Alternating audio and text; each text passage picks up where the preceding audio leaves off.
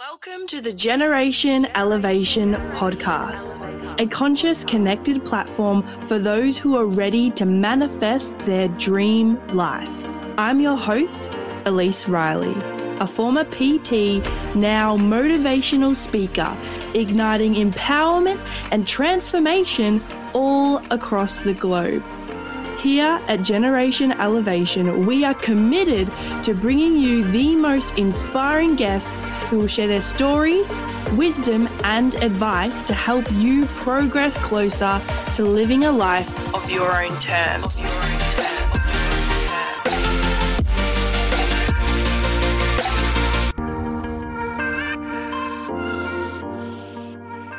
For the first time in my life, I have been running consistently, twice per week. Before this, it wasn't consistent at all. When I would run, it would be to get shredded for summer because, oh shit, I hadn't prepared enough time. And when I looked in the mirror, I was like, oh damn, summer is next week and I am not ready. I am not ready to put on a bikini. I'm not ready to go to the beach with my friends. I'm not ready for a group photo. And so I would then go and run like a crazy woman for the next couple of weeks to then just fall off again. This pattern repeated for most years of my life, and it wasn't until this year I actually have been super consistent. My mindset prior to this year has always been, whilst running's not for me. Running is hard. I'm not very good at running. Running just isn't my thing. And therefore projecting all this judginess onto people that were actually really good at running. Now, if you're listening to this and you're a high performer, the thing is with being a high achiever, a high performer, is that we like to be good at everything. And most of the time we are. But when something comes along that you're not necessarily good at, it can be easy to then, instead of taking responsibility, project excuses, blame, and complain about why it's just not for you. So for me, most of my life, I avoided running until those summery days because I just thought running wasn't for me. But truly it was because I wasn't willing to commit to what it took to be better at running.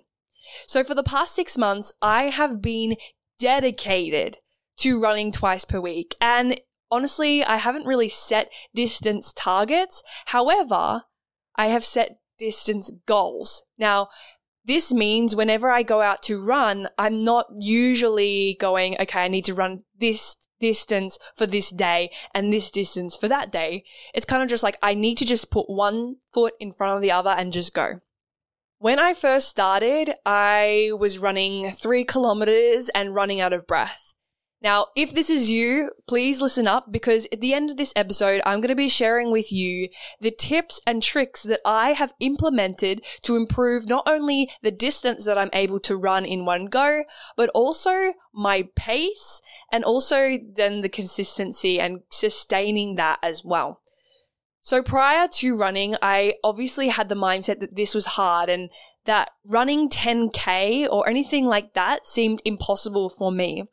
When I was living on the Gold Coast, I was joining this Sunday run club whereby all of the fit people would run 10Ks, whereas I would do 3 and turn back around and would come back all red-faced, puffy, and out of breath because I couldn't even fathom the fact of running further than just 3 kilometers.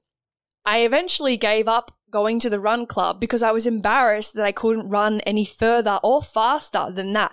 My pace was averaging around 6 to 7 minutes per kilometer, and I just couldn't keep up with any of the other fitter people there. So therefore, I just said, well, it's not for me. It's not my thing, and I prefer to go to the gym. Whereas really, this is just an excuse to cover the fact that I wasn't actually good at this thing. So this year, what I've been doing to improve my pace, improve my distance and consistency are a few things that I'm going to take you through right now. So I just wanted to share with you, I have managed since January 2024 to take off 51 seconds from my pace So I was running at around 6 minutes and 11 seconds per kilometer to now running a kilometer on average in around 5 minutes and 20 seconds. I have even hit PBs in the last month or two where I'm running 1 kilometer, like in my total run. Some Ks I'm doing under 5 minutes and sometimes even doing a 4-minute case, which for me is so exciting and crazy at the same time because that was never something I ever thought I could possibly do. And here's the thing, when I first started running consistently at the start of the year, I was always doing 3Ks, 3Ks, 3Ks and never did anything more than that. And I thought, well, okay, now here is my problem. I'm sticking to what I know. So I decided I'm going to run 8 kilometers.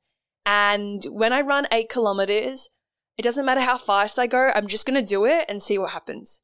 So I ended up running 8 and then thought, okay, well, I didn't die, so maybe I should just try and do 10 and I can stop and walk if I need to, but I'm going to do 10.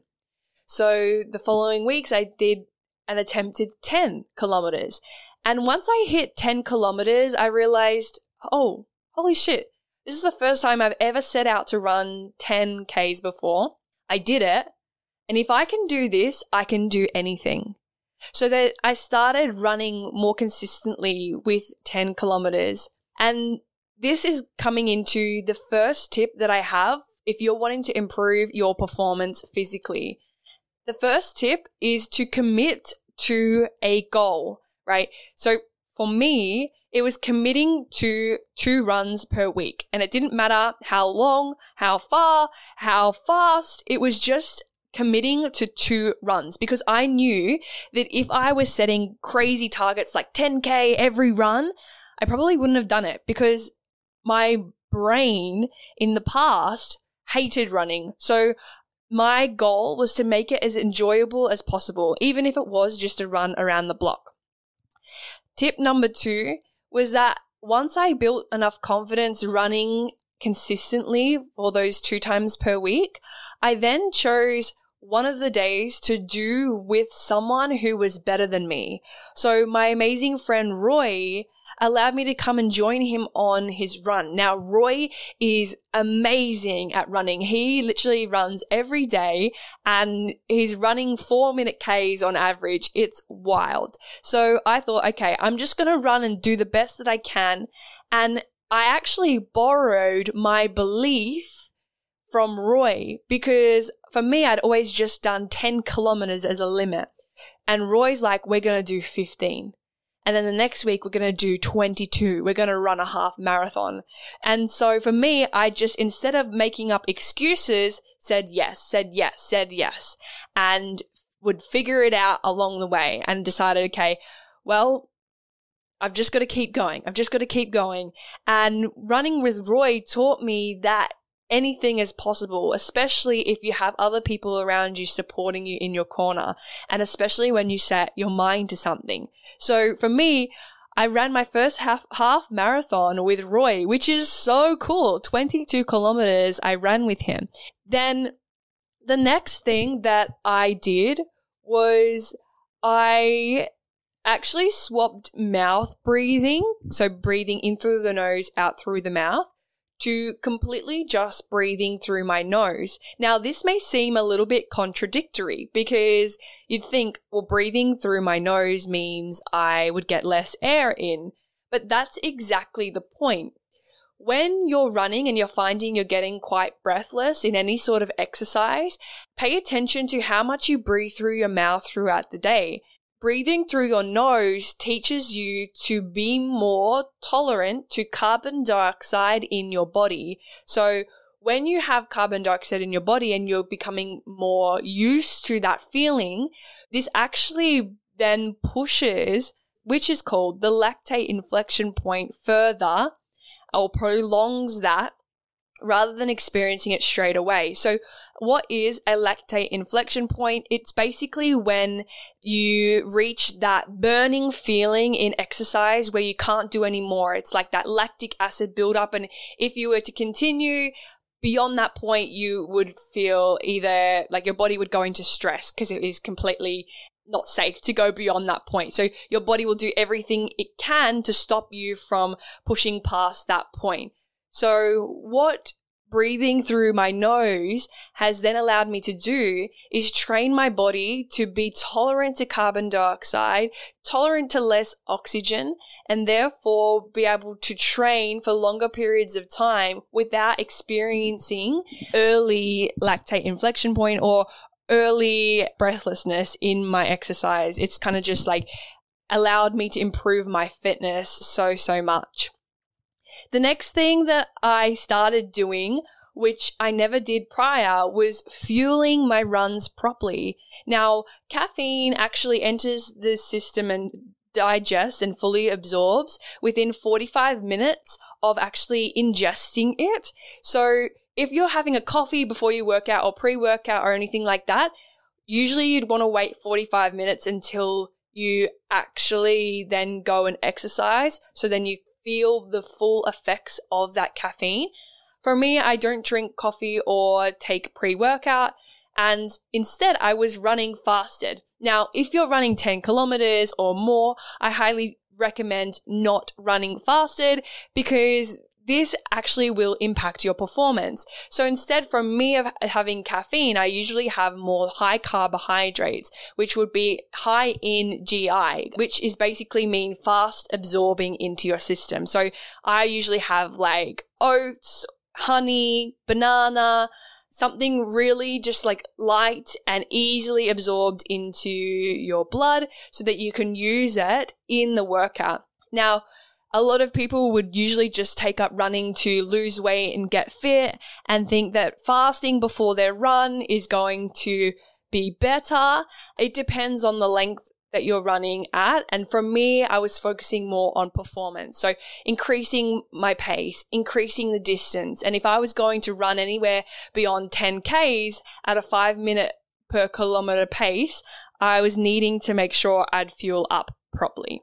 The next thing I also did was breaking down bigger goals to smaller goals. So instead of being like, I'm going to run every week for like so long of the year, it's kind of just like, okay, I'm going to show up twice a week. And instead of going like 10 Ks, it's like, okay, I'm just going to put one foot in front of the other.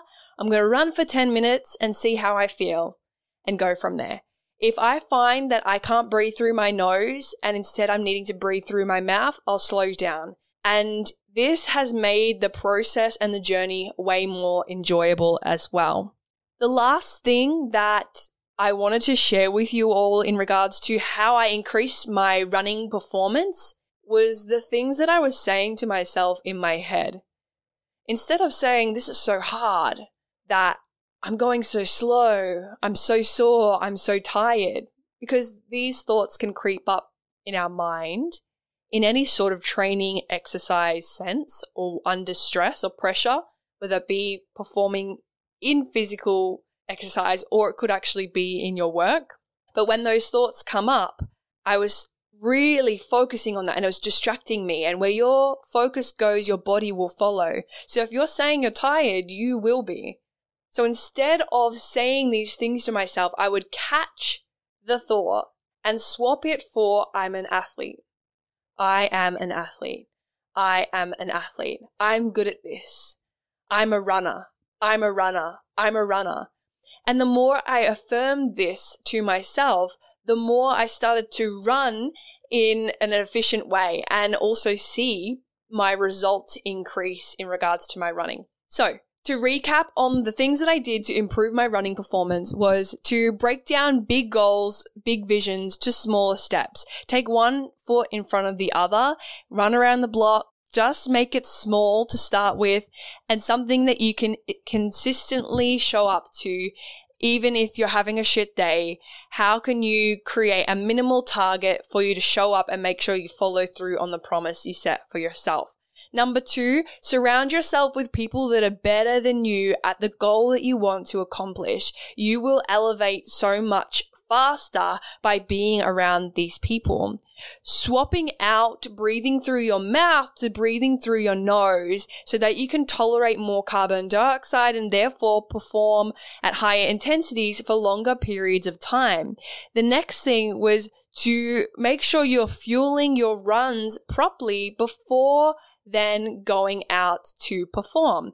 Making sure you're having high GI, high carb, easily digestible foods that are absorbed quickly into your bloodstream so that you can use that for fuel as you run. And lastly, to make sure that you're affirming that you're a runner, that you are being mindful of the things that you're saying to yourself as you perform, that you are affirming that you are a winner, that you can do this. In anything that you do that is hard, if you are focusing on the hardness of it all, it will expand. But if you're focusing on the effortlessness, the easiness, sorry, that was terrible. The effortlessness and the efficiency that you can achieve within that, then that will expand for it as well. So these are my top tips for how I, over the last 6 months, took 51 seconds off my pace and improved my average distance covered per run from 3Ks to 8 kilometers, and how I reached PBs of running 4 minutes for some of my Ks. Thanks so much for listening, and I will see you in the next episode. Thank you for being a part of the Generation Elevation community. If you enjoyed today's episode, make sure to leave a 5-star rating, written review, share, and tag me on Instagram at elise.riley. Until next time, keep loving, keep learning, and keep rising.